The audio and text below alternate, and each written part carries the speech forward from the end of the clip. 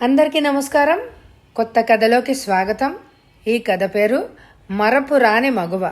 రచన టెంపోరావు గారు. చదువుతున్నది దేవి. ఈ కథ మీకు నచ్చినట్లయితే తప్పకుండా లైక్ చేయండి. ఇంకా కథలోకి వెళ్దామా? గదిలో లైట్ వెలుగుతోంది. కిటికీ పక్కనే అతను ఒంటరిగా పేము కుర్చీలో కూర్చున్నాడు. నేల మీద అరకు బాటిల్ ఉంది. గ్లాసులోని అరకు ద్రవాన్ని కొద్దిగా తాగి అతడు సిగరెట్ వెలిగించాడు. బాటిల్ వైపు చూశాడు. సగం పైన తాగేశాడు. బాగా నిషాలో ఉన్నాడు. అయినా ఇంకా తాగుతూనే ఉన్నాడు. టైం చూశాడు. 11 దాటింది. కిందనున్న గ్లాసును అతను అందుకున్నాడు. పూర్తిగా తాగేసి గ్లాసులో మళ్ళీ పోశాడు. ఎవరో తలుపు మీద దబదబా కొట్టారు. ఎవరై ఉంటారు? తొందరగా తలుపు తెరువు బాబు, అరిచింది ఒక స్త్రీ కంఠం అటువైపు నుంచి. అతను తూలుతూ లేచాడు. గుమ్మం వైపు అడుగులేసి తలుపు తెరిచాడు. బయట నిలబడి 50 ఏళ్ల స్త్రీ అతని వైపు గాబరాగా చూసింది. బాబు, అమ్మాయికి నొప్పులు వస్తున్నాయి. వెంటనే హాస్పిటల్కి తీసుకెళ్ళాలి. సమీపంలో టాక్సీ దొరక్క ఇక్కడికి వచ్చాను అందామె. ఎర్రటి కళ్ళతో అతడు ఆమె వంక చూశాడు. ఎందుకు ఆమె తుళ్ళిపడింది. వెనక్కి తిరిగింది. హాస్పిటల్కి తీసుకెళ్తాను అన్నాడు అతను. ఆమె తిరిగి అతడి వైపు చూసింది. ఈ స్థితిలో టాక్సీ నడపగలవా? అనుమానంతోనే అడిగింది. నడపక తప్పదుగా అని నవ్వాడతను. వద్దు బాబు అందామె. మీరేం భయపడకండి. మీ అమ్మాయి ఎక్కడుంది? డోస్లో ఉన్న సరిగా కారు నడపడం నాకు అలవాటే. పక్క వీధిలో 3వ ఇల్లు బాబు. అతడు తలుపు మూసి తాళమేశాడు. టాక్సీ ఇంటి ముందు రోడ్డు వారగా ఆగింది. తలుపులు తెరిచి ఆమెను ఎక్కమన్నాడు. టాక్సీ వేగంగా పక్క వీధిలోకి పోనిచ్చి 3వ ఇంటి ముందు ఆపాడు. బయటకు దిగి ఆమె పరిగెత్తింది. 22 ఏళ్ల యువతిని తీసుకొచ్చి కారు వెనక సీటు మీద పడుకోబెట్టింది. టాక్సీ పక్కన నిలబడిన అతడికి ఆమె మూలుగుతూ ఉండడం వినిపిస్తున్నాయి. ఒక ప్లాస్టిక్ బుట్ట పట్టుకుని ఇంటికి తాళమేసి తల్లి కారులో కూర్చుంది. తలుపు మూసి అతడు టాక్సీ పోనిచ్చాడు. అతడు ఎలా నడుపుతాడు అని వెనక కూర్చున్న తల్లి గాబరా పడుతోంది. కాసేపట్లో ఆమె గాబరా అదృశ్యమైంది. బాగా తాగి ఉన్న అతడు టాక్సీని సవ్యంగానే పోనిస్తున్నాడు. కాసేపట్లో అతడు టాక్సీని హాస్పిటల్ కాంపౌండ్లో ఆపి తొందరగా దిగి తలుపు తెరిచాడు. ప్లాస్టిక్ బుట్టను అతను తీసుకున్నాడు.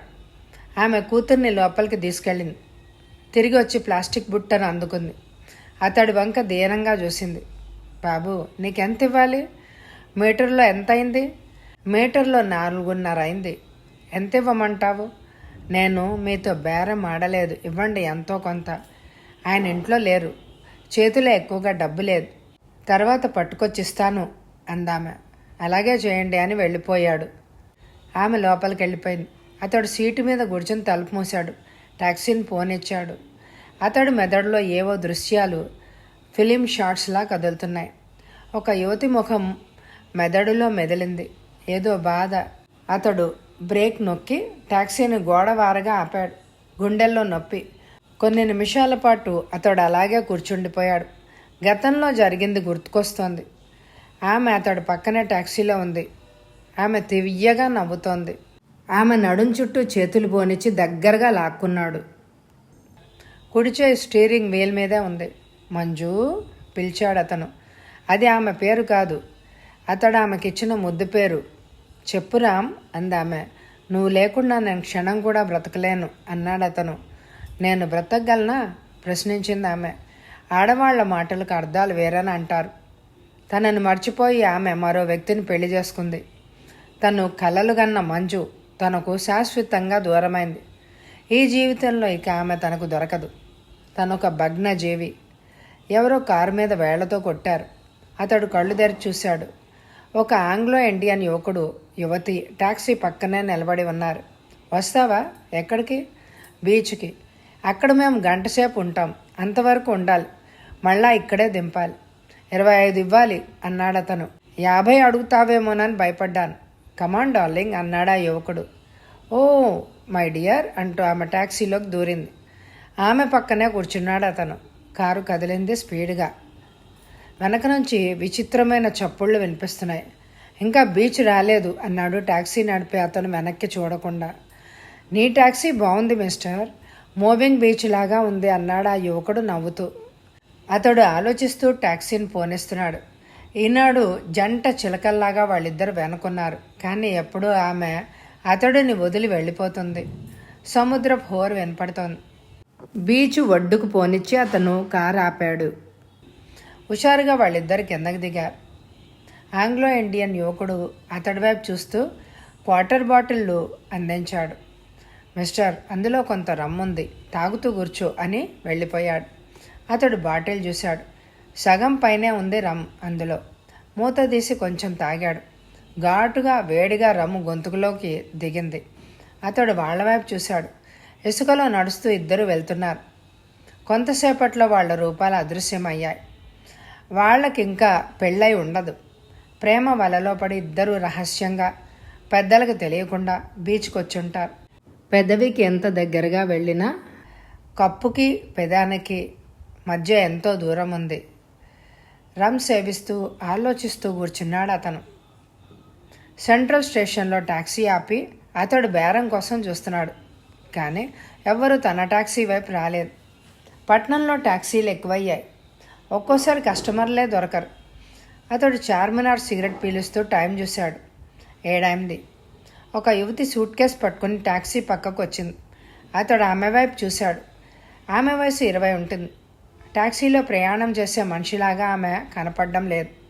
అంత అందమైనది కాకపోయినా అనాకారి మాత్రం కాదు. ఎక్కడికి వెళ్ళాలి ప్రశ్నించాడు అతను. ఆమె టాక్సీ దగ్గరగా వచ్చి అతడు వంక సూటిగా చూసింది. ఒంటరిగా విజయవాడ నుంచి వచ్చేశాను అందామె. అతడు ముందు తలుపు తెరిచి ఆమెను ఎక్కమన్నాడు. అతడు పక్కనే కూర్చుని ఆమె తలుపు మూసింది. అతడు టాక్సీని పోనిచ్చాడు. ఒంటరిగా ఎందుకు వచ్చావు? నా మొగుడు తప్పతాగి రోజు నన్ను తంతాడు. జీవితంలో విసిగెత్తింది. అతడు మారడు, అందుకే వచ్చేశాను అందామె. టాక్సీ స్పీడ్గా వెళ్తోంది. ఆమె వైపు అతడు ఓరగా చూశాడు. నీ మెళ్ళో మంగళసూత్రాలు లేదు? ఎప్పుడో అమ్మి తాగేశాడు. పసుపు కొమ్ములుండేవి, వాటిని కూడా కృష్ణా నదిలో పారేసి వచ్చేశాను. ఈ మహాపట్నంలో ఎక్కడుంటావు? ఏం చేస్తావు అని అడిగాడు అతను. ధనవంతుల ఇళ్లలో పని మనిషిగా ఉంటాను. తిండి పడేసి ఎంతో కొంత జీతం ఇస్తారుగా. అన్నీ ఆలోచించే వచ్చావన్నమాట. విజయవాడలో ఒక డాక్టర్ గారి ఇంట్లో నేను పనిచేసేదాన్ని. నా భర్త దెబ్బల బాధలు భరించలేక నేను ఏడుస్తుంటే ఆయనే ఇక్కడకు పొమ్మన్నారు. నౌకర్లు దొరకడం ఇక్కడ కష్టంగా ఉంటుందట కదా.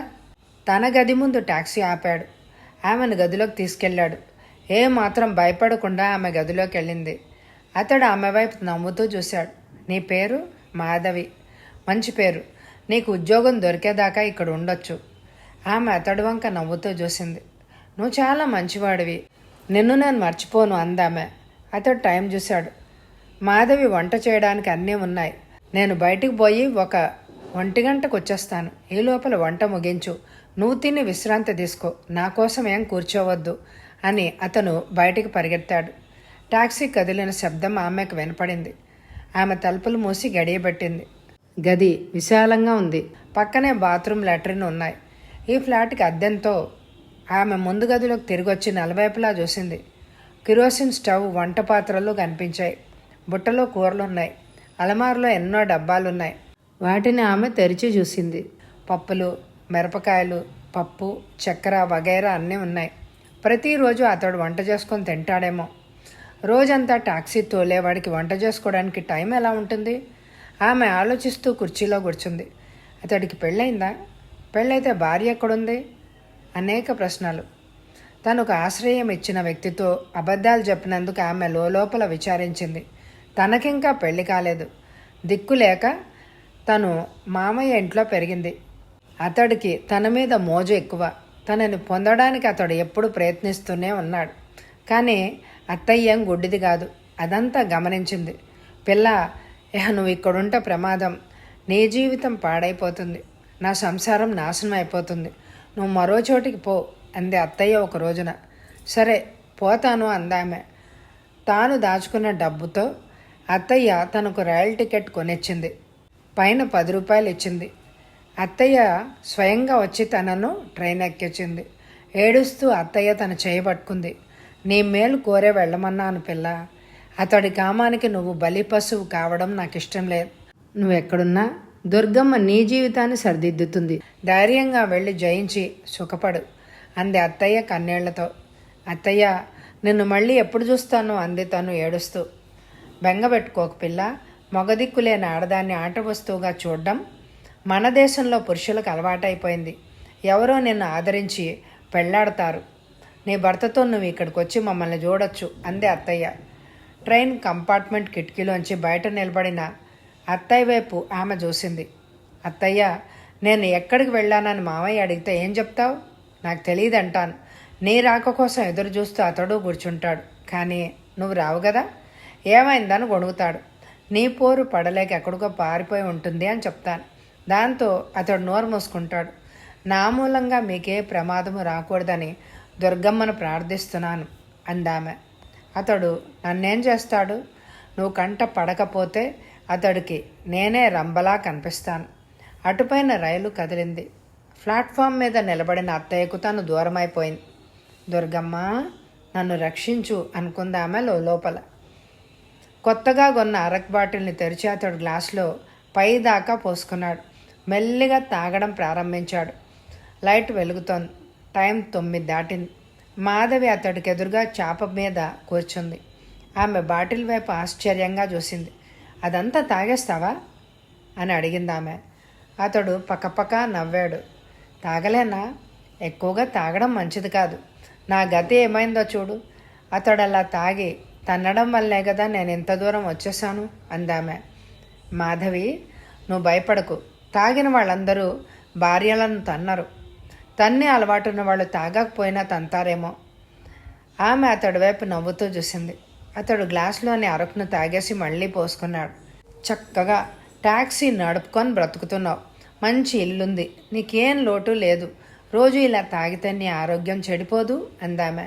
తాగితే గానీ నేను బ్రతకలేను. తాగక తప్పదు. ఈ తాగుడే జీవం పోసి బ్రతికిస్తోంది నన్ను అన్నాడతను. నీ మాటలు వింటుంటే గతంలో ఏదో జరుగుండాలి అని అనిపిస్తోంది. ఏమైంది? ప్రశ్నించింది ఆమె. ఎప్పుడో నీతో చెప్తాలే అని ఆగి అతడు మళ్ళీ తాగుతూ ఉండిపోయాడు. గ్లాస్లో అంతా తాగేసి ఆమె వైపు చూశాడు. ఆమె తల దువ్వుకుని పూలు పెట్టుకుంది. నుదురు మీద ఎర్రటి బొట్టు అందంగా అమాయకంగా కనిపిస్తోంది. నువ్వు పనిచేయడానికి ఒక ఇల్లు కనిపెట్టాను అన్నాడతను. ఎక్కడా? అదంతా తర్వాత చెప్తాను. ఆ ఇంట్లో వాళ్లకు పని మనిషి కావాలని తెలుసుకున్నాను. నా గురించి వాళ్లకు నువ్వేమీ చెప్పకూడదు. ఆ ఇంట్లో ఉండి అక్కడ వివరాలు నువ్వు నాకు అందిస్తూ ఉండాలి. ఎందుకు? ప్రశ్నలు వేయకూడదు. నేను చెప్పినట్లు చేస్తే ఆ ఉద్యోగం నీకు వస్తుంది. అలాగే చేస్తాను అందామె. నీ గురించి నాకు చెప్పినదే వాళ్ళకి చెప్పు. భర్త తన్నులు భరించలేక వచ్చేసిన యువతికి ప్రజల సానుభూతి బాగా లభిస్తుంది. నిన్ను ఆ ఇంట్లో ఉండి పనిచేయమంటారు. అక్కడ ఉండి రహస్యంగా నాకు కావాల్సిన సమాచారం నువ్వు అందించవచ్చు. ఆమె తలాడించింది. గ్లాసులో పోసుకుని సగం పైన అతడు మందు తాగేశాడు. అక్కడికి వెళ్ళాక ప్లేటు మార్చకూడదే? ఆమె తీయగా నవ్వింది. భోజనం చేయకూడదు. వంకాయ వేపుడు చల్లారితే బాగోదు అందామె. ఈ గ్లాసులోంది తాగాక తింటాను. నేను వడ్డిస్తూ ఉంటాను. ఆమె లేచింది. అతడు గ్లాస్ ఖాళీ చేసి ఆమె వైపే చూశాడు. మెల్లిగా లేచి బాత్రూంలోకి వెళ్ళి కాళ్ళు చేతులు కడుక్కుని వచ్చాడు. నేల మీద కూర్చున్నాడు. అలమారులో మరో కంచం ఉంది. నువ్వు పెట్టుకో, ఇద్దరం తిందాం అన్నాడతను. తర్వాత తింటానులే అందామె. అతడు లేచి అల్మార్లో ఉన్న కంచాన్ని నేలమే పెట్టాడు. వడ్డించుకో అన్నాడతను. ఇద్దరూ తినడం ప్రారంభించారు. నీ వంట చాలా బాగుంది అన్నాడతను. నా వంటను మెచ్చుకునేవాడు ఒకడున్నందుకు సంతోషం అందామె. అతడు ఆమె వైపు చూశాడు. నీ భర్త ఎప్పుడు మెచ్చుకోలేదా?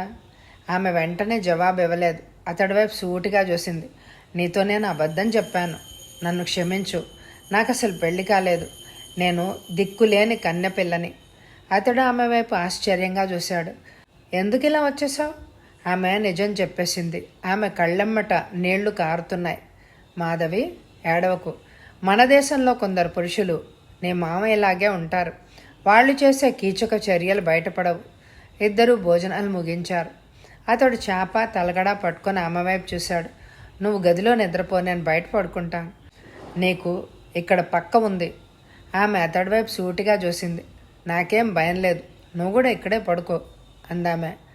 ఆ మాట విని చాలా ఆనందిస్తున్నాను. తాగిన వాడిని చూసే స్త్రీలు భయపడతారు. దూరంగా పక్క వేసుకుని అదే గదిలో ఇద్దరు పడుకున్నారు. గదిలో చీకటిగా ఉంది. ఆమె ఆలోచిస్తూ పడుకుంది. కానీ అతడికి ఆ క్షణంలో నిద్ర పట్టేసింది. పోర్టికోలో కారు ఆగింది. మోహన్ రావు హుషారుగా కారు వైపు నడిచాడు. అతడి భార్య సుందరి వెనకనే వెళ్ళింది. ఆమె చేతుల్లో ఉన్న కొడుకును అతడు వంగి ముద్దు పెట్టుకున్నాడు. బై డార్లింగ్ అని అతడు కారులోకి ఎక్కి తలుపు మూశాడు. కారు కదిలింది. గేటు వైపు పోతున్న కారు కేసు చూస్తూ సుందరి నిలబడింది. గేటు దాటి కుడివైపుకు తిరిగి కారు వెళ్ళిపోయింది. అదే సమయంలో ఎవరో స్త్రీ లోపలికి వచ్చింది. పోర్టికో మెట్ల మీద నిలబడి సుందరి కేసు చూస్తూ ఉండిపోయింది. కాసేపట్లో ఆమె పోర్టికోలోకి వచ్చింది. నవ్వుతూ సుందరికి నమస్కరించింది. ఏం కావాలి అడిగింది సుందరి. విజయవాడ నుంచి వచ్చానమ్మా, ఏదైనా పని దొరుకుతుందేమోనని చూస్తున్నాను అందామె. ఇంత దూరం ఎందుకు వచ్చావు? అక్కడ బ్రతకలేకమ్మా, అక్కడ జీవితం దినదిన గండంగా గడిచింది. తాగొచ్చి నా మొగుడు నన్ను చావగొట్టేవాడు. ఎంతకాలం భరించడం? విసుగెత్తి ఇలా వచ్చేసాను. ఆలోచిస్తూ సుందరి వంక చూసింది. ఆమె చేతిలో చిన్న సూట్ కేసు ఉంది. ఈ పట్టణంలో తెలిసిన వాళ్ళు ఎవరైనా ఉన్నారా? లేరమ్మా, ఆయన ఆఫీస్కి వెళ్ళారు. ఆయన్ని అడిగి చెప్తానే.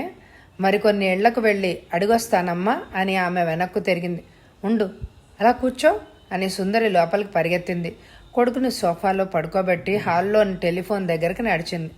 రిసీవర్ ఎత్తి ఒక నెంబర్ తిప్పింది. హలో, మోహన్ అసిస్టెంట్స్ అందొక స్త్రీ కంఠం అటువైపు నుంచి. మా వారితో మాట్లాడాలి అందామె. కనెక్షన్ ఇవ్వబడింది. సుందరి, ఏం కావాలి? ఎవరో పని మనిషి వచ్చింది. మంచిదానిలానే ఉంది. మనింట్లోనే ఉండే అన్ని పనులు చేసి పెడతానంటోంది అందామె. దాన్ని ఎక్కడికి పోనీయకు, వెంటనే పనిలో చేరమని. టిఫిన్, కాఫీ, తిండి, జీతం అన్నీ ఇస్తామని చెప్పు. పని మనిషి దొరక్క చస్తున్నాం అన్నాడు అతను. అలాగే. అబ్బాయి ఎలా ఉన్నాడు? సోఫాలో పడుకొని డాన్స్ చేస్తున్నాడు. All right. అంతేనా? అంతే అని ఆమె రిసీవర్ పెట్టేసింది. సోఫాలో కొడుకు పక్కనే కూర్చుని పని మనిషిని పిలిచింది. ఆమె వినయంగా లోపలికి వచ్చింది. నీ పేరు? మాధవి. నువ్వు వెంటనే పనిలో చేరొచ్చు. టిఫిన్, కాఫీ 2 పూట్ల భోజనం ఇస్తాం. జీతం 50 రూపాయలు. అన్ని పనులు నువ్వే చూసుకోవాలి. వంటకి మరొక ఆమె ఉంది. అలాగేనమ్మా అంది మాధవి. ప్రస్తుతం ఈ హాల్లోనే ఉండు. ఎవరైనా వస్తే పైకి వచ్చి నాకు చెప్పు. వెనక ఉన్న గదిలో నీ సూట్ కేసు పెట్టుకోవచ్చు. అక్కడే రాత్రుళ్ళు పడుకోవచ్చు. మంచిదమ్మా. సావిత్రమ్మ గారు, సుందరి పిలిచింది. 40 ఏళ్ల స్త్రీ లోపల నుంచి హాల్లోకి వచ్చింది. పిలిచారా? ఈమె కొత్త పని మనిషి, మన ఇంట్లోనే ఉంటుంది. వెనక గది చూపించండి, అక్కడ ఉంటుంది. సావిత్రమ్మ ఆమెకేసి యగాదిగా చూసింది. రా నాతో అందామె. ఇద్దరూ లోపలికి వెళ్ళారు. సుందరి కొడుకుని ఎత్తుకొని పైకెళ్ళింది. నీ పేరు? మాధవ అమ్మగారు. పెళ్ళయిందా? అయిందండి. నీ భర్త ఏడి? అతడు విజయవాడలో ఉన్నాడండి. ఇద్దరం విడిపోయాం. అతడు తాగుబోతు అమ్మగారు, అందుకే ఇక్కడికి వచ్చేశాను.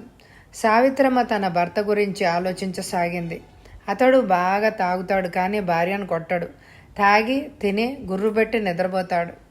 నువ్వు ఇంకా చిన్నదానవు, భర్తను వదలడం మంచిది కాదు అంది సావిత్రమ్మ. ఎముకలు విరిగేటట్టు కొడతా ఉంటే విడిపోక మరేం చేయగలనమ్మా? తాగినా తన భర్త మంచివాడని సావిత్రమ్మ సంతోషించింది. పొద్దుట టిఫిన్ తిన్నావా? లేదమ్మా.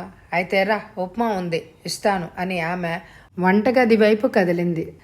పెద్ద మేడ, ఒకవైపున పూల మొక్కలు, మరొక వైపున చక్కటి తోట, నలువైపులా ప్రహరీ గోడ. ముందు గేటు ప్రాంతంలో గురకా పచారులు చేస్తూ ఉంటాడు. కింద పైన మాధవి తిరిగి చూసింది. అంత పెద్ద ఇంట్లో ఉండేవాళ్ళు కోటీశ్వరులై ఉండాలి. సుందరి చాలా అదృష్టవంతురాలు అని అనుకుంది మాధవి. సాయంత్రం 6 కావస్తోంది. మాధవి పిలిచింది సుందరి. పని మనిషి హుషారుగా హాల్లోకి వచ్చింది. బాబుతో అలా బీచ్కి వెళ్ళాలి అని పని మనిషి దుస్తుల వైపు చూసింది. పక్కనున్న గదిలోకి సుందరి వెళ్ళింది. 2 చీరలు 2 జాకెట్లు తెచ్చి పని మనిషికి ఇచ్చింది. ఇటు పైన ఇవి నీవి. ఈ రెండిట్లో ఏదో ధరించి తొందరగా రా అంది సుందరి. లోపలికి పరిగెత్తుకెళ్ళి కాసేపట్లో మాధవి తిరిగొచ్చింది. ఆమె వైపు సుందరి సంతోషంగా చూసింది. ఇప్పుడు చక్కగా ఉన్నావు, బాబుని తీసుకో అందామె. మాధవి బాబుని తీసుకుంది. సుందరి కార్ షెడ్ వైపు వెళ్ళింది. కాసేపట్లో ఫియట్ కారు తోలుకొచ్చి పోర్టికోలో ఆపింది. ఆ పక్క ఎక్కు అంది సుందరి తలుపు తెరుస్తూ. సుందరి కారుని పోనెచ్చింది. పక్కనే ఉంది మాధవి. ఆమె ఒళ్ళో ఆడుకుంటున్నాడు బాబు. గేటు ముందున్న గూర్ఖా సుందరికి వినయంగా నమస్కరించాడు. రోడ్డమ్మట కారు స్పీడ్గా వెళ్తోంది. బాబు మాధవి వాళ్ళలో కూర్చొని బయటకు చూస్తున్నాడు. అయ్యగారు బీచ్కి రారా అడిగింది మాధవి. అయ్యగారు పొద్దుట వెళ్తారు, రాత్రి 12 వస్తారు అంది సుందరి. ఆయన ఉద్యోగం ఏంటమ్మా? ఆయన వ్యాపారంలో ఉన్నారు. ఆయనకు పంచదార సిమెంట్ ఫ్యాక్టరీలు ఉన్నాయి. మగమహారాజమ్మ అంది మాధవి. బీచ్ లోపల రోడ్డు మీద కారాగింది. ఇద్దరు కిందకు దిగారు. బాబు ఇసుకలో మెల్లిగా అడుగులేస్తున్నాడు. మాధవి అతడు చేపట్టుకుంది. చక్కటి దుస్తుల్లో బాబు చాలా అందంగా ఉన్నాడు. అందరూ అతడినే చూస్తున్నారు. ఇంటికెళ్ళాక ఉప్పు దిష్టి తీసి పారేయాలమ్మా, అందరి కళ్ళు మీ బాబు మీదే ఉన్నాయి అంది మాధవి. అది నువ్వే చెయ్యాలి అంది సుందరి. వాళ్ళు సముద్ర పొడ్డుకు నడిచి ఆగారు. హోరుమంటూ కెరటాలు ముందుకొచ్చి పగిలి నురుగులు కక్కుతూ వెనక్కిపోతున్నాయి. సముద్రపు గాలి హాయిగా ఉంది. కొంచెం వెనక్కి నడిచి ఇద్దరు ఇసుకలో కూర్చున్నారు. బాబు ఇసుకలో ఆడుకుంటున్నాడు. మీ పెళ్ళై ఎన్నేళ్ళయిందమ్మా? ఇంకా 3 ఏళ్ళు కాలేదు. సిజేరియన్ ఆపరేషన్ చేసి ఈ బిడ్డను బయటకు తీయవలసి వచ్చింది. ఈ జీవితంలో ఈ ఒక్క బిడ్డ చాలు అని అనిపిస్తోంది అంది సుందరి. అలా అంటారేంటమ్మా? మీ వంటి ధనవంతులకు ఎంతమంది పిల్లలున్నా పర్వాలేదు. ధనం ఒక్కటే కాదు, పిల్లల్ని కనే ఆరోగ్యం కూడా ఉండాలి. ప్రతిసారి సిజేరియన్ ఆపరేషన్తో బిడ్డను కనడం కష్టతరమైన పని అంది సుందరి. మీరు గొప్పింటి కోడలయ్యారమ్మా. మీ తండ్రి గారు కూడా ధనవంతులై ఉండాలి అంది మాధవి. సుందరి నవ్వింది. మా నాన్నగారు ధనవంతులు కారు, ఉద్యోగంలో ఉన్నారు. మా ఆయన కంపెనీలోనే నాన్నగారు పనిచేస్తున్నారు. మాధవి చెవులు అప్పగించి వింటోంది. నాకొచ్చిన సంబంధం వెతికితే ఎక్కడా దొరకలేదు. విధి చేకూర్చిందనే చెప్పాలి. ఒకనాడు హోటల్లో పార్టీలో నాన్నగారు నన్ను ఆయనకి పరిచయం చేశారు.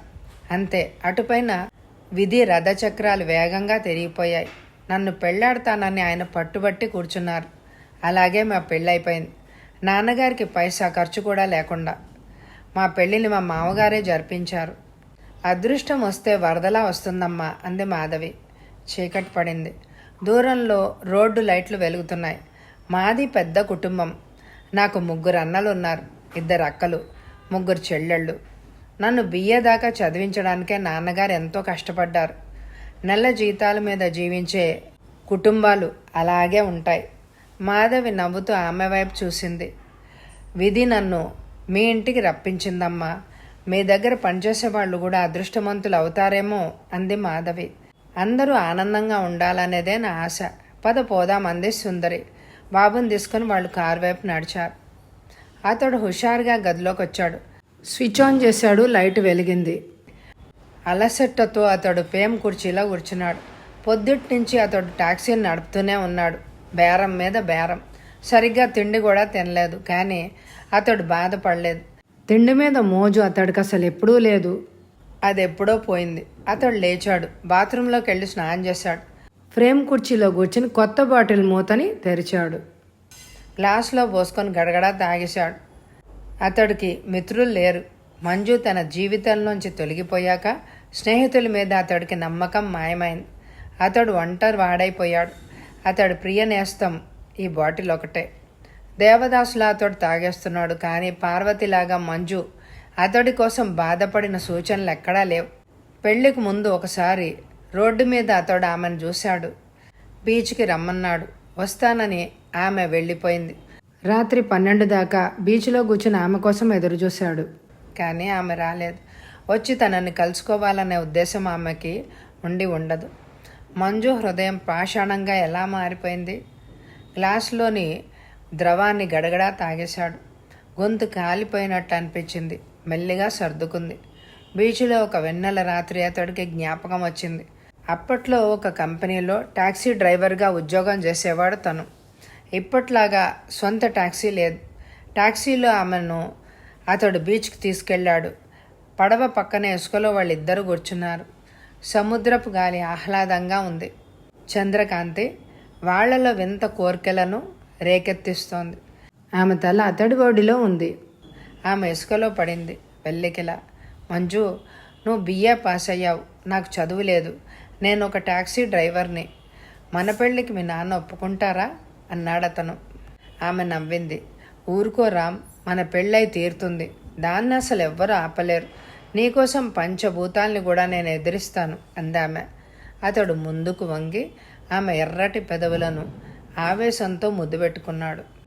ఆమె చేతులు అతడిని బలంగా చుట్టేశాయి. మంజూ అరిచాడతను గుండె నొప్పి. కొంతసేపు అతడు మౌనంగా ఉండిపోయాడు. ఎవరో తలుపులు తట్టారు. అతడు వెళ్ళి తలుపు తెరిచాడు. చక్కటి దుస్తుల్లో మాధవి లోపలికొచ్చింది. అతడు తలుపు దగ్గరగా మూశాడు. కుర్చీలో కూర్చుని ఆమె వంక చూశాడు. ఆమె ఇప్పుడు అందంగా కనిపిస్తోంది. అతడు స్టేషన్లో చూసిన మాధవిలాగా లేదు. అమ్మగారు సినిమా చూడమని డబ్బులిచ్చారు. సినిమాకి వెళ్లకుండా ఇలా వచ్చేశాను అంది మాధవి. ఎంత త్యాగం అన్నాడతను. ఆమె అతడి కళ్ళలోకి చూసింది. నిన్ను చూసినప్పటి నుంచి ఏదో ఆప్యాయత నాలో ఏర్పడింది. కాస్త టైం దొరకడంతో నిన్ను చూడాలి అని అనిపిస్తోంది అంది ఆమె. అతడు మందు గ్లాసులో పోసుకుని వేగంగా తాగేశాడు. బాగా నిషాలో ఉన్నాడు. ఏం కనుక్కున్నావు చెప్పు అన్నాడతను. ఆమె భర్తతో చాలా ఆనందంగా జీవితం సాగిస్తోంది. ఆమెకు ఒక్క కొడుకు. ఆ కుర్రాడు చాలా బాగుంటాడు. మరో బిడ్డ పుట్టే అవకాశం లేదు. సిజేరియన్ ఆపరేషన్ చేసి ఈ బిడ్డను బయటకు తీశారట అంది మాధవి. అతడు మౌనంగా వింటున్నాడు. వాళ్ళుండే ఇల్లు స్వర్గంలా ఉంది. ఇంట్లో వాళ్ళ మీద చెప్పు అన్నాడతను. ఆమె రాణిలాగా జీవిస్తోంది. భర్త పొద్దుటపోయి రాత్రి 12ంటికి వస్తాడు. ఆమె కొడుకు గురించి చెప్పు. అప్పుడప్పుడు ఆమెతో నేను బీచ్కి వెళ్తూ ఉంటాను. బిడ్డను కూడా తీసుకెళ్తున్నాం. బీచ్కి వెళ్ళినప్పుడు పెరాంబులేటర్లో బాబుని కూర్చోబెట్టి నేను తిప్పుతూ ఉంటాను. ఎక్కడ తిప్పుతావు? కాంపౌండ్లో. ఒక్కోసారి రోడ్డు మీద కూడా ఫ్రామ్ని తోసుకెళ్తాను అంది మాధవి. అతడు హుషారుగా ఏలేశాడు. గ్లాసులో మందు పోసుకొని ఎత్తబోయాడు. ఆమె చెయ్యి అడ్డు తగిలింది. ఇంక తాగొద్దు అందామె. తాగితే ఏమవుతుంది? ఆరోగ్యం పాడవుతుంది. అకాలంగా చస్తావు అందామె ఉద్రేకంతో. పోతే పోనీ, ఇక్కడుండి అసలు చేసేదేమిటి? అనుకున్నదంతా పేక మేడలాగా కూలిపోతుంటే చూడ్డం కంటే చావడమే మంచిది. చాప మీద కూర్చున్న మాధవి అతడి వైపు సూటిగా చూసింది. పుట్టిన ప్రతి వ్యక్తి చావక తప్పదు. కానీ చావడానికి మనం ప్రయత్నించకూడదు. జీవించడానికే ప్రయత్నించాలి. నువ్వు బాగా చెప్తున్నావు. నువ్వు పని మనిషి అంటే అసలు నేను నమ్మను అన్నాడతను. బిఏ పాస్ అయిన వ్యక్తి పని మనిషిగా ఉండొచ్చు. మనం ఏ పని చేసినా మనతో ఉండేది సంస్కారం అందామె. అతడు కుర్చీలోంచి లేచి ఆమె వైపు చూశాడు. మాధవి, నువ్వు ఎవరు? నిజం చెప్పు అరిచాడతను. ఎప్పుడో ఒకప్పుడు నా కథ పూర్తిగా నీకు చెప్తానులే. ఆ సమయం ఇంకా రాలేదు అందామె. అతడు గ్లాస్ వైపు చూశాడు. అందులో పైదాకా మందుంది. అమాంతం గ్లాస్ తీసుకుని అతడు తాగేశాడు. ఆమె వైపు చూశాడు. బాబుని నువ్వు రేపు పెరాంబులేటర్లో రోడ్డు మీదకు తీసుకురా అన్నాడతను. ఎందుకు? అది నేను చెప్పను. తర్వాత నీకే తెలుస్తుంది. తప్పక తీసుకొస్తావుగా? తీసుకొస్తాను అందామె. గదిలో క్షణకాలం నిశ్శబ్దంగా ఉంది. బాబుకి ఏ విధమైన హాని జరగకూడదు అందామె. జరగదు అన్నాడతను. ఆమె లేచింది. నేను వెళ్ళాలి అందామె. టాక్సీలో దింపనా అడిగాడు. వద్దు, బస్సులో వెళ్ళగలను అని ఆమె వెళ్ళిపోయింది. సాయంత్రం సమయం. పెరాంబులేటర్లో ఆమె బాబుని కూర్చోబెట్టింది. సుందరి బాబుని 2 సార్లు ముద్దు పెట్టుకుంది. మాధవి, ఎక్కువ దూరం తీసుకెళ్లొద్దే, జాగ్రత్త అంది సుందరి. తోసుకుంటూ రోడ్డు మీదకు వెళ్ళింది. మెల్లిగా బండిని తోస్తోంది. బాబు నవ్వుతున్నాడు. విశాలమైన రోడ్డు. కార్లు దూసుకుపోతున్నాయి. చటుక్కున ఒక టాక్సీ పెరాంబులేటర్ పక్కనే ఆగింది. అతడు కిందకి దిగాడు. చక్రాల బండిలో ఉన్న బాబుని అతడు ఎత్తుకున్నాడు. టాక్సీ వైపు పరిగెత్తాడు. ఆమె టాక్సీ పక్కకెళ్ళింది. ప్లీజ్ బాబుని నాకు ఇచ్చేయి అందామె. బాబుని నేను తిప్పుతాను. వద్దు, బాబు లేకుండా ఇంటికెళ్తే వాళ్ళు నన్ను చంపేస్తారు అందామె. అతడు పిశాచంలా నవ్వాడు. నేను చంపరు, వాళ్లే చేస్తారు. బాబుని నేను తీసుకుపోతాను. నా గురించి చెప్పకు అరిచాడతను. ఆమె జవాబు ఇవ్వలేదు. టాక్సీ దూసుకుపోయింది. పెరాంబులేటర్ని వెనక్కు తిప్పి ఆమె ఇంటివైపు పోనిచ్చింది. అతడు ఎందుకు ఇలా చేశాడు? ఏడుస్తూ ఆమె ఇంటికి చేరుకుంది. పోర్టిగోల్లో పచారులు చేస్తున్న సుందరి వైపు వెళ్ళింది ఆమె. పెరాంబులేటర్లోకి చూసింది. బాబు లేడు. ఏమైంది? బాబేడి అరిచింది సుందరి. వాళ్ళెవరో కారులో వచ్చి బాబుని ఎత్తుపోయారమ్మా అంది మాధవి ఏడుస్తూ. సుందరి చెయ్యి పైకి లేచింది. మాధవి చెంప చెళ్ళుమంది. కావలిస్తే నన్ను చంపండి, నేను పాపిష్టిదాన్ని, వాళ్ళు నాపలేకపోయాను అరిచింది మాధవి. ఆ కార్ నంబర్ చూసావా? లేదమ్మా, నాకు నంబర్లు సరిగ్గా అర్థం కావు అందామె. సుందరి హాల్లోకి పరిగెత్తింది. రిసీవర్ ఎత్తి నెంబర్ తిప్పింది. హలో అందొక స్త్రీ కంఠం. మా ఆయనతో మాట్లాడాలి అందామె. సుందరి ఏడుస్తోంది. సుందరి, ఏమైంది? బాబుని ఎవరో ఎత్తుకుపోయారు. ఎప్పుడు? మాధవి వాడిని పెరాంబులేటర్లో రోడ్డు మీదకి తీసుకెళ్ళింది. కారులో కొంతమంది వచ్చి వాడిని తీసుకుపోయారు అందామె. డార్లింగ్, ఏడవకు. ఇదేదో బ్లాక్మెయిలింగ్ అయి ఉంటుంది. వాళ్ళు డబ్బు అడుగుతారు, అది పారేస్తే బాబుని మనకి ఇచ్చేస్తారు అన్నాడతను. బాబు నా ప్రాణం, వాళ్ళు లేకుండా నేను బ్రతకలేను అంది Sundari. My dear, don't bother. అవసరమైతే నేను మినిస్టర్తో మాట్లాడతాను. గాబరా పడకే. మీరు వెంటనే ఇక్కడికి రండి అందామె. నాకు చాలా పనులున్నాయి, రాలేను. అంతేనా? అక్కడికి వచ్చి నేను చేయగలిగింది అసలు ఏముంది? ఏమీ లేదు. ఇక్కడి నుంచి అంతా చేస్తాను, నువ్వు ధైర్యంగా ఉండు. నాలాంటి కోటీశ్వరుల బిడ్డల్ని ఎత్తుకుపోతూనే ఉంటారు. ఇదంతా డబ్బు కోసం జరుగుతూ ఉంటుంది. డబ్బు పారేస్తే మన బాబు మనకి తిరిగి వస్తాడు, అంతే అన్నాడు అతను. అంతేనంటారా? బాబు లేని ఇల్లు నరకంలా ఉంది అందామె. డోంట్ బాదర్ అని అతను రిసీవర్ని పెట్టేశాడు. ఆమె హాల్లోని సోఫాలో కూర్చుంది. ఆమె పక్కనే నేల మీద మాధవి కూర్చుంది. ఇద్దరు ఏడుస్తున్నారు. బ్లాక్మెయిలర్ ఫోన్ చేస్తాడు. ఫోన్ కాల్ కోసం సుందరి ఎదురు చూస్తోంది. 10 దాటింది. భర్త ఇంకా రాలేదు. టెలిఫోన్ మోగింది. హలో అందామె. మీ బాబు క్షేమంగా ఉన్నాడు అందొక గంభీరమైన పురుష కంఠం. మీకెంత కావాలి అని అడిగిందామె. అటువైపు నుంచి పిశాచంలా ఎవరో నవ్వారు. నవ్వకండి, ఎంత కావాలో చెప్తే వెంటనే ఇచ్చేస్తాను అందామె. నాకు కావాల్సింది డబ్బు కాదు అందా కంఠం. మరేం కావాలి అడిగిందామె. బాబు మీద నీకు చాలా ప్రేమ ఉందా? ఉంది. బాబు నా ప్రాణం. బాబు లేకుంటే నేను బ్రతకలేను అందామె. బాబు నీకు దొరక్కపోతే ఏం చేస్తావు? బాధపడతాను, బెంగతో క్షీణించిపోతాను అందామె. నాకు కావాల్సింది కూడా అదే. నువ్వు బాధపడాలి, ఏడవాలి, తిండి లేక కృషించిపోవాలి అరిచాడతను. ప్లీజ్ నా బాబుని నాకు ఇచ్చేయండి అందామె. బాబు మాటలు వింటావా? వింటాను అందామె. బాబు చేతిలో సూది దిగింది. బెగ్గరగా ఏడవసాగాడు. బాబు ఏడుపు వినిపించిందా? ప్లీజ్ వాడిని ఏడ్పించకండి, మీకెంతైనా ఇస్తాను, వాడిని నాకు అప్పగించండి. అటువైపు నుంచి గంభీరంగా నవ్వాడతను. ప్రేమ అంటే ఏంటో నీకు తెలియాలి. నువ్వు గుండెలు బాదుకుంటూ ఏడవాలి, కన్నీళ్లలో ములిగి తేలాలి అరిచాడతను. టైం 12 దాటింది. పోర్టికోలో కారాపి మోహన్ రావు దిగాడు. నలువైపులా నిశ్శబ్దంగా ఉంది. అతడు హాల్లోకి వెళ్ళాడు. సోఫాలో సుందరి పడుకునుంది. నేల మీద పని మనిషి నిద్రపోతోంది. అతడు భార్య పక్కనే కూర్చున్నాడు. చేత్తో తట్టి ఆమెను లేపాడు. కళ్ళు తెరిచి అతడి వైపు చూసి ఆమె ఏడవడం మొదలుపెట్టింది. ఆమె ఏడుపు విని మాధవి మేల్కొంది. ఎంత ఘోరం జరిగిందో చూసారా? చెప్పావుగా బాబు తిరిగి వస్తాడా?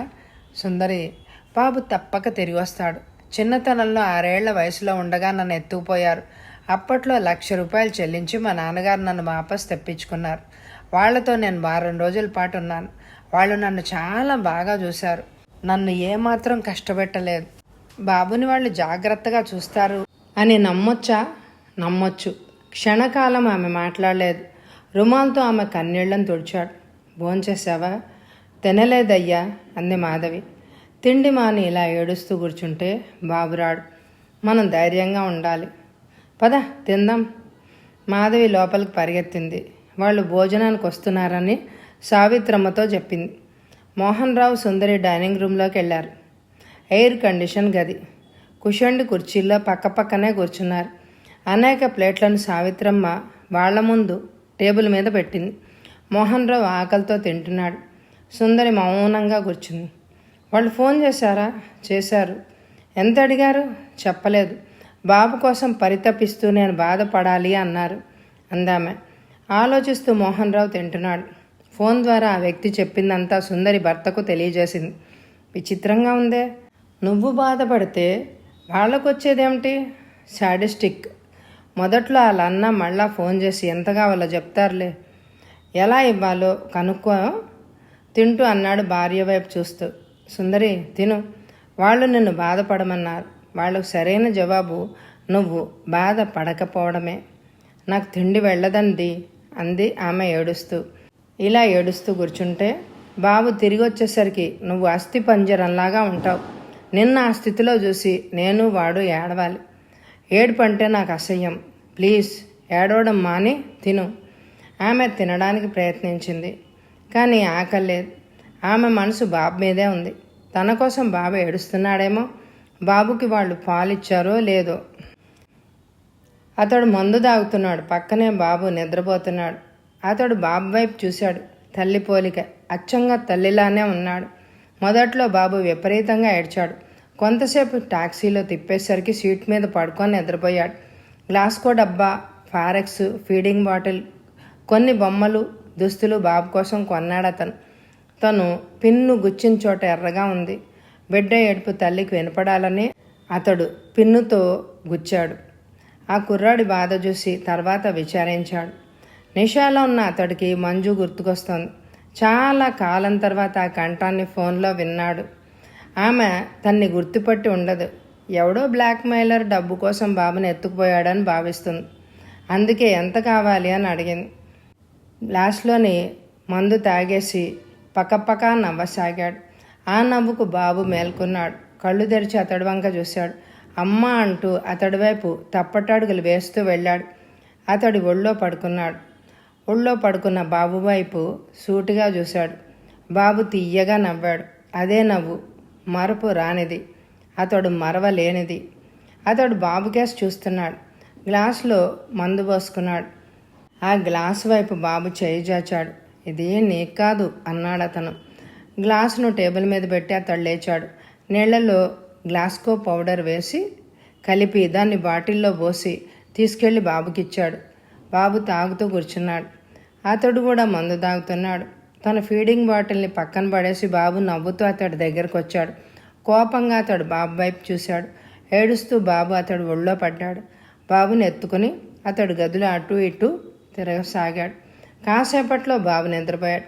పక్క మీద బాబుని పడుకోబెట్టి అతడు గ్లాసులో మళ్ళీ మందు పోసుకొని తాగాడు. కళ్ళు తిరుగుతున్నాయి. గోడలు, కుర్చీలు, గదిలోని అన్ని వస్తువులు గిర్రున తిరుగుతున్నాయి. తటాలున్న అతడు బాబు పక్కనే పడి క్షణంలో కళ్ళు మూసి నిద్రపోయాడు. పొద్దున్నే మేల్కొన్నాడు అతను. బాబు ధరించిన గుడ్డలు తడుసున్నాయి. అతడు లేచాడు. బాబును బాత్రూంలోకి తీసుకెళ్లి బాగా కడిగాడు. తనకున్న కొత్త బట్టలు వేసి పౌడర్ పూసి పాలతో నిండిన బాటిల్ తెచ్చి బాబు నోట్లో పెట్టాడు. చేతులు కాళ్ళు ఊపుతూ బాబు పాలు తాగసాగాడు. తను పనిలోకి వెళ్ళాలి. ఎలా? శిశు విహార్ అతడు గుర్తొచ్చింది. అతడు తొందరగా తయారయ్యాడు. కావలసిన వస్తువులు ప్లాస్టిక్ బుట్టలో పెట్టాడు. బాబుని ఎత్తుకుని ప్లాస్టిక్ బుట్ట పట్టుకుని బయటికి నడిచి తలుపు మూసి తాళం వేశాడు. ముందు సీట్ మీద బాబుని కూర్చోబెట్టి టాక్సీని పోనిచ్చాడు. శిశు విహార్లో బాబును ప్లాస్టిక్ బుట్టను అప్పగించి అతడు స్వేచ్ఛగా తన టాక్సీ వైపు నడిచాడు. రాత్రి 9 దాకా బాబుని వాళ్ళు అక్కడ జాగ్రత్తగా చూస్తారు. అతను తన పని చేసుకోవచ్చు. సాయంత్రం 3ంటికి అతడు ఒక టెలిఫోన్ బూత్లోకి దూరాడు. ఒక నంబర్ తిప్పి 50 పైసలు కాసు పడేశాడు. హలో అందొక స్త్రీ కంఠం అటువైపు నుంచి. నీ కొడుకు బాగానే ఉన్నాడు అన్నాడు అతను. మిస్టర్, నీకేం కావాలి? నన్నెందుకు ఇలా ఏడిపిస్తున్నావు అందామె. ఆలోచిస్తే నీకే అర్థమవుతుంది. ప్లీజ్, ఎంత డబ్బు కావాల్సినా ఇస్తాను. నా బాబుని నాకు ఇచ్చేయి. అతడు వెటకారంగా నవ్వాడు. డబ్బుతో నువ్వు ప్రేమించిన బాబును కొనలేవు. దేనితో కొనగలనో చెప్పు అందామె.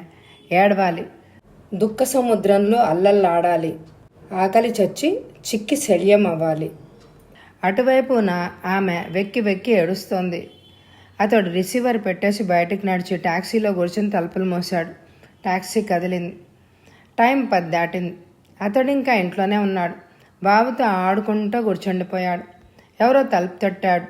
అతను వెళ్ళి తలుపు తెరిచాడు. మాధవి కన్నీళ్లతో లోపలికి దూసుకొచ్చింది. బాబుని ఎత్తుకుపోవద్దంటే వినలేదు. నువ్వు చేసిన పని మూలంగా ఆనందంగా బ్రతికే ఒక యువతి జీవితం అకాలంగా అంతరించింది అందామె. ఏమైంది అడిగాడతను ఆమె వైపు చూస్తూ. సుందరి నూతిలో పడి మరణించింది. తోటమాలి ఆమె శవాన్ని బయటికి లాగాడు. మంజు మంజు అరిచాడతను. అతడి కళ్ళమ్మట నీళ్లు కారుతున్నాయి. ఆమె అతడు దగ్గరగా వెళ్ళి చేయబట్టుకుంది. బాబును వెంటనే ఆ ఇంటికి పంపేయి. తల్లి శవాన్ని ఆఖరిసారిగా చూసే అవకాశాన్ని అతడికి కల్పించు అందామె. కాదు, బాబే కాదు, ఆమెను నేను చూడాలి. కానీ ఎలా? అక్కడికి వెళ్ళి ఆమెను చూడాలంటే ఇదే సరైన సమయం. ఆమె భర్తకు ఫోన్ చేశాను, కానీ ఆయన ఆఫీస్లో లేరు. తోటమాలి నేను ఆమె శవాన్ని పడగదిలో చాప మీద పడుకోబెట్టాం. నేను వెంటనే ఇక్కడికి ఆటోలో వచ్చేసాను అందామె. ఆమెను చూడ్డానికి తెగిస్తానని అతడు బయటికి బయలుదేరాడు. బాబును ఆమె ఎత్తుకొని బయటికి నడిచింది. తలుపు మూసి అతడు తాళం వేశాడు. ఆమె కారులో కూర్చుంది. అతడు ట్యాక్సీని విమానంలా పోనిచ్చాడు. గేటు తెరిచే ఉంది. గూర్ఖా స్టూల్ మీద కూర్చుని ఉన్నాడు. అతడు ట్యాక్సీని లోపలికి పోనిచ్చి పోర్టిగోలో ఆపాడు. వాళ్ళు కిందకి దిగారు. చప్పుడు చేయొద్దని ఆమె అతడిని హెచ్చరించింది. హాల్లో ఎవరూ లేరు. ఒక గదివైపు వాళ్ళు నడిచారు. ఆమె తలుపును తోసింది. విచార వదనంతో అతడిని లోపలికి వెళ్ళమంది.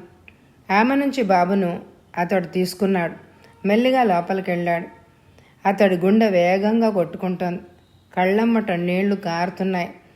తడిగుడ్డలతో ఆమె నేల మీద వెల్లికెలా పడింది. ఆమె పక్కనే అతడు బాబును వదిలాడు. అమ్మ అని ఏడుస్తూ బాబు ఆమె పొట్ట మీద పడ్డాడు. మంజు అని పిలుస్తూ అతడు కూడా ఏడవసాగాడు. ఆమెను చూడలేక వెనక్కు తిరిగాడు. రామ్ పిలిచారెవరో. అతడు తిరిగి ఆమె వైపు చూశాడు. చాప మీద పడున్న సుందరి తటాలున లేచింది. రామ్, నేను బ్రతికే ఉన్నాను, చావలేదు అందామె. నిర్ఘాంతపోతూ ఆమె వైపు చూస్తూ ఉండిపోయాడు అతను. ఆనందంతో అతడు అలాగే నిలబడ్డాడు కొంతసేపు. మంజు, నేను చేసిన దానికి నన్ను క్షమించు, కానీ నువ్వు ఆడిన ఈ నాటకం దేనికోసం? నన్ను పోలీసులకు పట్టివ్వడానికా? అడిగాడు అతను. ఆమె తీయగా నవ్వింది. రెండోసారి ఫోన్ చేసినప్పుడు నీ కంఠాన్ని నేను గుర్తించగలిగాను. అంతేకాదు, మాధవి కూడా నాకు నిజం చెప్పేసింది. నేను మరణించానని నీకు తెలిస్తే నా శవాన్ని చూడ్డానికి నువ్వు వస్తావని, బాబుని తిరిగి ఇచ్చేస్తావని నాకు తెలుసు. అందుకే ఈ నాటకం నేను మాధవి కలిసి ఆడాం. నిన్ను పోలీసులకి పట్టివ్వాలి అనే దురుద్దేశం నాకు అసలు ఎప్పుడూ లేదు, ఉండదు కూడా. అతడు మౌనంగా వింటున్నాడు. నీ ప్రేమ చాలా గొప్పది. దాన్ని ద్వేషంగా మారనీయకు రామ్. నిజమైన ప్రేమ భార్య కాలేకపోయినా యువతిని చెల్లెలుగా ఆదరించగలదు. హృదయంలో ఎంత ప్రేమున్నా విధి మనుషుల్ని మరో త్రోవమ్మట లాక్కుపోతుంది. విధిని ఎవ్వరూ ఎదిరించలేరు రామ్. ఆమె ఆగింది. అతడి వైపు నవ్వుతూ చూసింది. రామ్, ఇటుపైన నువ్వు ఒంటరిగా జీవిస్తే నేను భరించలేను. నీ పెళ్లి చేసే బాధ్యత నాది. నీకోసం ఒక మంచి అమ్మాయిని చూశాను అని ఆమె మాధవి వైపు చూసింది. అతడు మౌనంగా నిలబడ్డాడు. రామ్, మాధవి నీతో తనని గురించి ఏదో చెప్పింది. అదంతా అబద్ధం. ఆమె సంస్కారం గల యువతి. విచారకరమైన పరిస్థితుల్లో ధైర్యంగా ఆమె ఇక్కడికి వచ్చేసింది. నిన్ను పెళ్లాడడానికి ఆమె సిద్ధంగా ఉంది అంది సుందరి. నేను వెళ్ళనా? అడిగాడతను. స్వేచ్ఛగా వెళ్ళొచ్చు, ఎవరూ నిన్ను ఎక్కడ ఆపరు అంది సుందరి. అదేంటమ్మగారు అలా అంటారు? అతడి తోవకు నేను అడ్డుపడతాను అంది మాధవి. ముగ్గురు పక్కపక్క నవ్వారు. అతడు బయటికి నడిచాడు. పోర్టిగోలో ఉన్న టాక్సీ దగ్గరికి చేరుకున్నాడు. మాధవి అతడి వెనకనే పరిగెత్తింది. ఇక్కడ కాదు, నా ఇంటికి రా, నీకు బుద్ధి చెప్తాను అన్నాడు అతను నవ్వుతూ. ఏం చేస్తావో వచ్చి చూస్తాను అంది మాధవి నవ్వుతూ. అతడు కూర్చుని తలుపు మూశాడు. టాక్సీ కదిలే ముందు వరండా వైపు చూశాడు. బాబును ఎత్తుకుని సుందరి అక్కడ నిలబడింది. టాక్సీ పోగానే సుందరి ఫోన్ దగ్గరికి వెళ్ళి రిసీవర్ ఎత్తి ఒక నంబర్ తిప్పింది. కాసేపట్లో భర్త కంఠం అటువైపు నుంచి వినపడింది. ఎవరో బాబుని తీసుకొచ్చి వరండా మీద వదిలేశారు అంది ఆమె ఆనందంగా. ఆ తర్వాత రామ్కి మాధవికి పెళ్ళైపోయింది. వాళ్ళు కూడా చాలా ఆనందంగా ఉన్నారు. కథ సమాప్తం. ఈ కథ మీ అందరికీ నచ్చిందండి? అయితే తప్పకుండా ఎక్కువ లైకులు ఇవ్వండి. మీ లైక్స్ నాకు చాలా ముఖ్యమండి. మరి తప్పకుండా లైక్ చేయండి. అలాగే ఇదివరకు చదివిన పూర్తి నవలలు, కథలు, సస్పెన్స్ నవలలు స్కిప్ చేయకుండా వినండి. Thank you very much my dear friends.